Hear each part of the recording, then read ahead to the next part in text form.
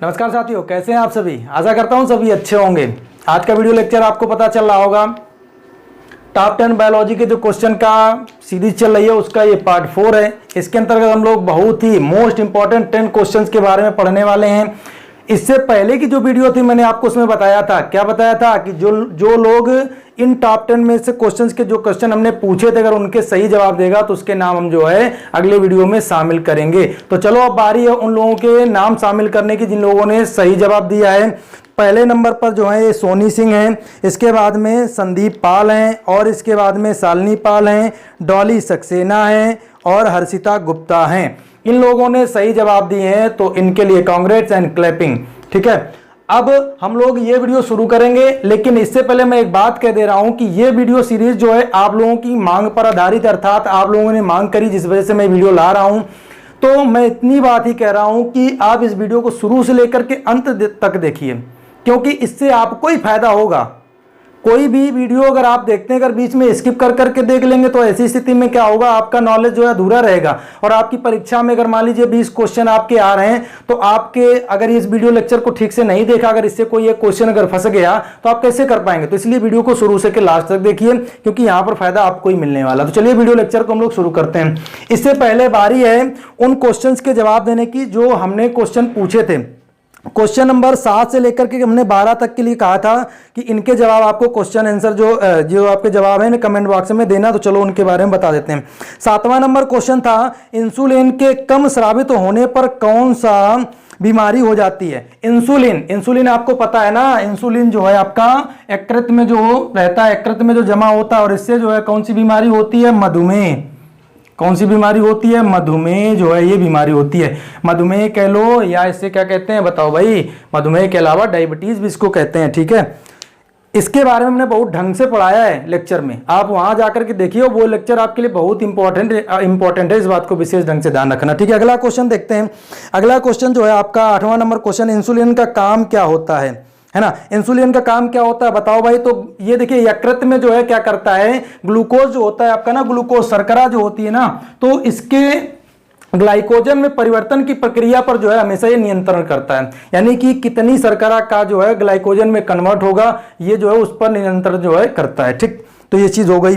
अगला क्वेश्चन क्या है आपका, 9 नंबर क्वेश्चन है आपका, यकृत का भार व इससे निकलने वाले बाइल जूस की मात्रा कितनी होती है। ठीक है, तो बाइल जूस की मात्रा समझ में आया भाई, पित्त रस की बात कर रहा है। पित्त रस, कौन सा रस, पित्त रस की बात हो रही है जो कि आपके यकृत से निकलता है। और ये पित्त रस की जो मात्रा होती है 1.5 लीटर होती है। कितनी होती है, 1.5 लीटर होती है। और इसका रंग कैसा होता था, याद करो भाई, पित्त रस का रंग पीला होता था। कैसा होता था, पीला होता था। इसके अलावा इसमें से कुछ पिगमेंट निकलते थे जो कि हानिकारक होते थे। जैसे आपका इसमें एक पिगमेंट निकलता है बिलरूबिन। कौन सा निकलता है, बिलरूबिन। एक पिगमेंट निकलता है बिलरूबिन जिसका नाम है, और बिलरूबिन का कलर भी जो है पीला होता है। और ये क्या करता है, आपके यकृत को हानि पहुंचाता है, जिसके कारण क्या होता है, आपको जॉन्डिस हो जाता है। जॉन्डिस समझ रहे हो ना, पीलिया हो जाता है। जॉन्डिस मतलब पीलिया जो है हो जाता है। और पीलिया रोग जो है किसको प्रभावित करता है, यकृत को आपके प्रभावित करता है। ठीक है, इसके बाद में अगले क्वेश्चन की अगर हम लोग बात करें, ये अगला क्वेश्चन है, मिश्रित ग्रंथि कौन सी है। मिश्रित ग्रंथि के बारे में मैंने कितने अच्छे ढंग से आपको समझाया है, ये जाकर के वीडियो में देखिए, जाकर के पिछले जो लेक्चर हैं वो आपके लिए बहुत महत्वपूर्ण है। तो वहां पर जाकर के आप जरूर देखिए जाकर के। मिश्रित ग्रंथि जो होती है कौन सी होती है, वो आपकी होती है अग्नाशय यानी पैंक्रियाज होती है। कौन सी होती है, अग्नाशय होती है आपकी, अग्नाशय। अग्नाशय के बारे में मैंने बताया था। मिक्स ग्लैंड्स क्या होती है, मिक्स ग्लैंड्स के बारे में मैंने बताया था कि आपकी या तो ये ग्लैंड्स जो होती हैं वो एंजाइम और हार्मोन्स दोनों का ही श्रावण करती हैं। और हमने बताया था अग्नाशय जो आपकी है मिक्स ग्लैंड है, और ये 3 जो है क्या निकलती है, हार्मोन, और 3 ही जो है क्या निकलती है बताओ भाई, एंजाइम का जो है श्रावण करती है। पिछला वीडियो देखिए, वहां सब कुछ आपको मिलने वाला है। अगले क्वेश्चन के बारे में अगर हम बात करें तो अंतिम पाचन कहाँ होता है। अंतिम पाचन जो है आपका छोटी आंत में होता है, बहुत ढंग से मैंने बताया था, आप जाकर के लेक्चर देखिए। इसके बाद में 12 नंबर क्वेश्चन है आपका, यकृत का प्रमुख कार्य क्या होता है? तो यकृत का प्रमुख कार्य क्या होता है आपको पता होना चाहिए। ये यूरिया बनाता है। और यूरिया कैसे बनाता है याद करो, हमने बताया था कि प्रोटीन जो होते हैं ना, प्रोटीन जो होते हैं वो नाइट्रोजन के साथ में क्रिया करते हैं और अमोनिया का निर्माण करते हैं। किसका निर्माण करते हैं? अमोनिया का। और अमोनिया जो है आगे जाकर के अन्य तत्वों के साथ में क्रिया करके क्या बनाता है? यूरिया बनाता है। और जब ये यूरिया जो बना लेता है तो इस चक्र की या इस प्रक्रिया की खोज जो है एक व्यक्ति थे जिनका नाम था ओर्निथन, है ना। तो ओर्निथन ने इसकी खोज करी, जिसके कारण इसको ओर्निथन चक्र के नाम से भी जानते हैं। और ये क्वेश्चन इतना इंपॉर्टेंट है कि नहीं जाने कितनी परीक्षाओं में पूछा गया है, तो इसको जरूर जरूर जो है समझना आप लोग, ठीक है। चलो आज बारी है इस लेक्चर के अंतर्गत 10 अन्य नए बायोलॉजी के मोस्ट इंपॉर्टेंट क्वेश्चन की। तो चलो उनके बारे में हम लोग देख लेते हैं। चलो देखो पहला क्वेश्चन क्या है आपका। पहला क्वेश्चन जो है, मानव शरीर में अंतिम पाचन कहां होता है। अब ये क्वेश्चन जो है कितना इंपॉर्टेंट हो सकता है, आप जब एग्जाम देंगे तो उसमें जब मिलेगा तब पता चलेगा। मानव शरीर में अंतिम पाचन कहां होता है? छोटी आंत में होता है, स्मॉल इंटेस्टाइन में होता है। छोटी आंत जो होती है वहां पर होता है, ठीक है, छोटी आंत में, ठीक, कहां? छोटी आंत में। और बाकी जो है लेक्चर में आप देखिए। इसके बाद में मानव शरीर में पाचन तंत्र का सही क्रम है। मानव शरीर में पाचन तंत्र का, यह क्वेश्चन साइंस में कभी नहीं पूछा जाता है। जब भी कभी आपसे यह क्वेश्चन पूछा जाएगा तो वो आपका रीजनिंग के अंतर्गत पूछा जाता है। और ये बहुत ही इंपॉर्टेंट क्वेश्चन है, इस बात को ध्यान रखिएगा। क्या कह रहा है? मानव शरीर में पाचन तंत्र का सही क्रम क्या है ना। तो इसका सही क्रम क्या होता है? सबसे पहले आप खुद से सोचिए कि जब आप कोई भी खाना, मान लीजिए कोई भी आइटम खा लिया, कार्बोहाइड्रेट ले लिया, मान लो एक रोटी का टुकड़ा आपने खा लिया, तो अब रोटी का टुकड़ा खाया तो क्या कभी सोचा कि हमारे शरीर में जब ये जाता है तो क्या क्या होता है? तो पहली प्रक्रिया आप क्या करें? खाएं। तो पहला क्या हो जाएगा? अंतःग्रहण। क्या किया आपने? अंतःग्रहण किया, यानी कि चीजों को जो है आपने अंदर किया, अंतःग्रहण किया, ठीक है। फिर दूसरे नंबर आप क्या कर रहे हैं? आप वो जो टुकड़ा खाया था रोटी का, तो आपके मुंह में ही क्या होता है? कार्बोहाइड्रेट का पाचन शुरू हो जाता है, अर्थात पाचन कर रहे हैं अब आप, है ना। ये सीरियल लगाने के लिए आता है, ध्यान रखना। तो आप क्या कर रहे हैं? अब पाचन कर रहे हैं। फिर तीसरे नंबर पर क्या आता है भैया? पाचन से क्या निकलता है? आपकी ऊर्जा निकलती है। तो ऊर्जा का क्या करोगे? अवशोषण करोगे। हमारे शरीर में अवशोषण की प्रक्रिया होती है। तो इसके बाद पाचन के बाद क्या होता है? अवशोषण होता है। अवशोषण कर लिया। फिर चौथे नंबर पर आप क्या कर रहे हैं भाई? जो ऊर्जा आपने ले रखी है उस ऊर्जा की खपत भी तो करोगे, उस ऊर्जा का उपयोग भी तो करोगे, उपभोग भी तो करोगे।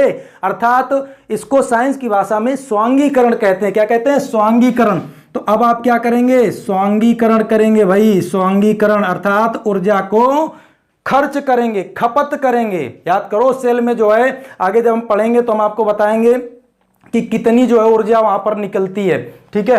तो स्वांगीकरण। अब लास्ट स्टेज आ गई, कहाँ? बताओ भाई। अब तो हमें क्या? पाचन कर लिया, ऊर्जा खा लिया, सब खत्म कर लिया, बचा क्या? अब मल को डिनोट करना है, ठीक है। तो अब क्या करोगे? मल परित्याग करोगे, मल परित्याग करोगे आप, मल परित्याग, है ना। अर्थात क्या हुआ? हमारे शरीर में जो मेटाबॉलिक प्रक्रिया जो होती है ना, वो 5 स्टेप में होती है। और 5 स्टेप मैंने बता दिया। अंतःग्रहण, आप कोई चीज खाते हैं, पाचन करते हैं, अवशोषण करते हैं, स्वांगीकरण करते हैं और मल परित्याग करते हैं। अंततः यानी कि अंतिम क्रिया जो है आपकी मल परित्याग की, और प्रथम प्रक्रिया जो है आपकी क्या है? अंतःग्रहण की क्रिया है, ठीक है। तो ये इंपॉर्टेंट क्वेश्चन है। देखिए साइंस में हो सकता है आपसे पूछ ले, लेकिन रीजनिंग में जो क्वेश्चन है अक्सर पूछा जाता है, तो इसको ध्यान रखना। अगला क्वेश्चन, क्वेश्चन नंबर 3 की अगर हम बात करें तो इसमें लिखा हुआ है शरीर के किस हिस्से में सर्वाधिक भोजन का अवशोषण होता है। फिर से पिछला क्वेश्चन देखिए, क्वेश्चन कितना इंपॉर्टेंट है, बार बार पूछ रहा है, ध्यान रखना। तो शरीर के किस हिस्से में अवशोषण हो रहा है? तो भैया छोटी आंत, सॉरी, ठीक है, सही है, छोटी आंत। कहां पर? छोटी आंत में होता है। कहां पर? छोटी आंत में। हमने बताया था किसका? देखो भाई, भोजन का। यहां पर एक चीज आ रही है, भोजन का सबसे ज्यादा अवशोषण कहां हो रहा है? तो छोटी आंत में हो रहा है। लेकिन अगर आपसे ये पूछ ले कि सबसे ज्यादा जल का अवशोषण कहां पर होता है, ये इंपॉर्टेंट क्वेश्चन हो सकता है, तो फिर ध्यान रखना, बड़ी आंत होगी। क्या होगी? बड़ी आंत होगी। क्योंकि बड़ी आंत में मैंने बताया है आपको, पिछला वीडियो देखिए, वहां पर मिलेगा आपको, मैंने ये बताया है कि बड़ी आंत में जो है किस तरीके से जो है पानी के साथ में और चीज़ों का अवशोषण होता है। ठीक है, अगले क्वेश्चन की चलो हम बात करते हैं।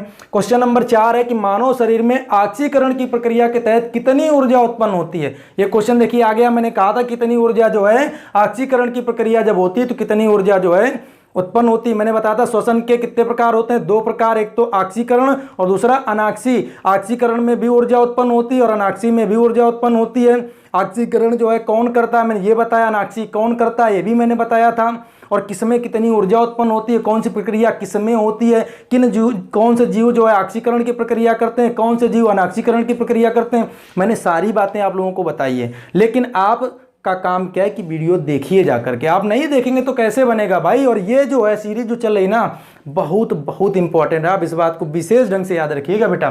देखिए ऑक्सीकरण की जो प्रक्रिया होती है इसमें अगर हम करें जो आपके स्तनधारी जीव हैं उनमें 38 एटीपी की जो ऊर्जा है वो आपकी होती है, यानी उत्पन्न होती है। और एटीपी का फुल फॉर्म, अगला क्वेश्चन आपका यही रहेगा, इंपॉर्टेंट क्वेश्चन रहेगा। एटीपी का फुल फॉर्म आप लोग कमेंट बॉक्स में जरूर लिखेंगे। ठीक है, ये क्वेश्चन जो आगे मैं बताने वाला हूँ 6 से लेकर के 10 तक के बारे में वो तो अलग है, इसके अलावा एटीपी का फुल फॉर्म भी आप लिखोगे। ठीक है, ध्यान रखना।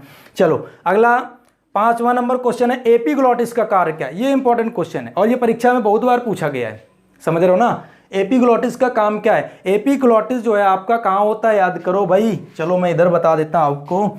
इस तरीके से जो है आपकी क्या ट्रैकिया लगा होता है ना, ट्रैकिया समझ रहे हो, श्वास नली जो होती है आपकी, श्वास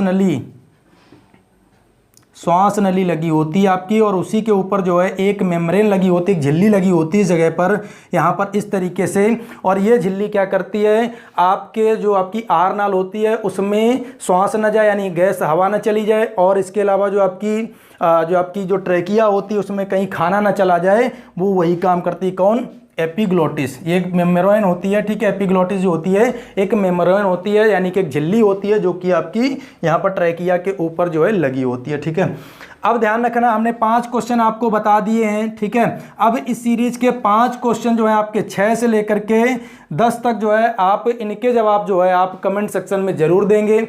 देखिए मैं फिर से लास्ट में ये बात कह रहा हूँ कि ये वीडियो जो है या ये सीरीज़ जो है आपकी बहुत इंपॉर्टेंट है। मैं गारंटी के साथ कह सकता हूँ कि यहाँ से क्वेश्चन आपको ज़रूर मिलेंगे। तो वीडियो कैसा लगा कमेंट सेक्शन में जाके बताइए।